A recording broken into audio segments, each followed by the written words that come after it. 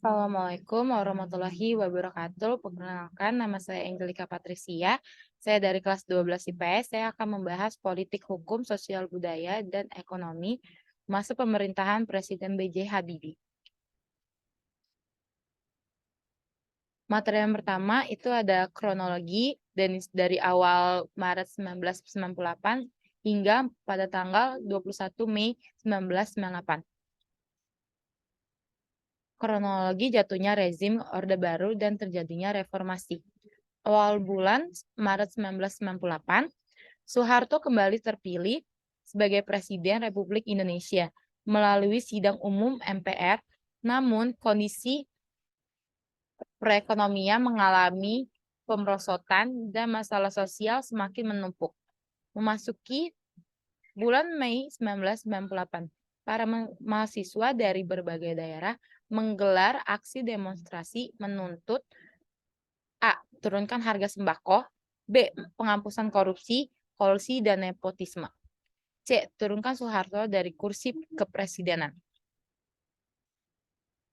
Pada tanggal 12 Mei 1998, dalam aksi unjuk rasa mahasiswa Universitas Trisakti, terjadilah bentrok dengan aparat keamanan yang menyebabkan tertembaknya 4 mahasiswa hingga tewas, serta puluhan mahasiswa lainnya luka-luka. Pada tanggal 13 dan 14 Mei 1998, di Jakarta terjadi kerusuhan massal yang mengakibatkan lumpuhnya kegiatan masyarakat dan puluhan toko hancur, dibongkar massal, dan isinya dijarah massal serta ratusan orang mati terbakar. Pada tanggal 1999 di Jakarta, puluhan mahasiswa menduduki gedung DPR MPR di Yogyakarta, Sri Sultan Hamengkubuwono X dan Sri Pangku Alam 8 menyampaikan makluman yang isinya menganjurkan kepada seluruh masyarakat untuk menggalang kesatuan dan persatuan bangsa.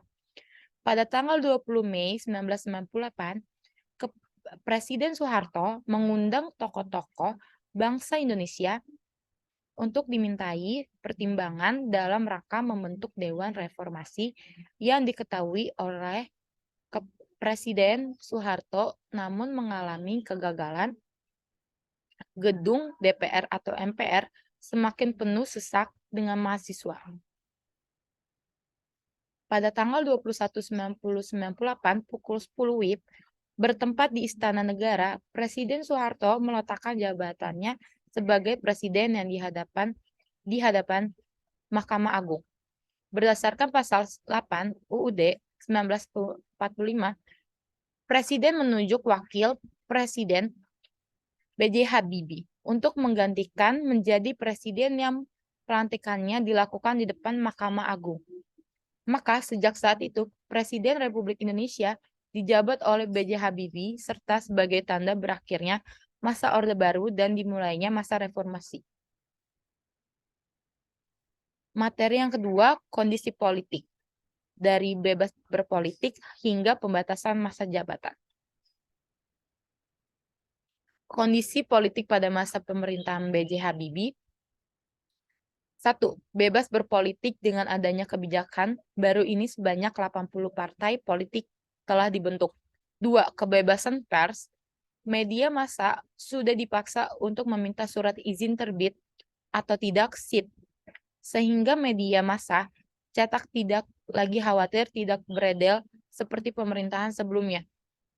3. Otonomi daerah. Dengan adanya sistem desentralisasi dan otonomi daerah diharapkan dapat memperkuat hubungan pemerintah pusat dan daerah, serta meminimalisir adanya ancaman integrasi bangsa. 4. Pembatasan masa jabatan. Masa jabatan dibatasi menjadi 2 periode maksimal dengan interval waktu 5 tahun sekali periode, maka pemerintahan tidak akan menggunakan penyelewangan masa jabatan. Bidang hukum. Sidang Istimewa MPR, sidang tahunan majelis untuk menerima, meminta, dan menilai pertanggungjawaban Presiden atas pelaksanaan putusan majelis. Pemilihan umum 1999 diselenggarakan pada tanggal 7 Juni pada tahun 1999 untuk memilih 462 anggota DPR serta DPRD se-Indonesia periode 1959 hingga 2004. Bidang ekonomi. Mereka kapitulasi perbankan dan menerapkan independensi Bank Indonesia agar lebih fokus mengurus perekonomian. 2. Menaikkan nilai tukar rupiah. 3. Melikuidasi beberapa bank yang bermasalah. Bidang sosial.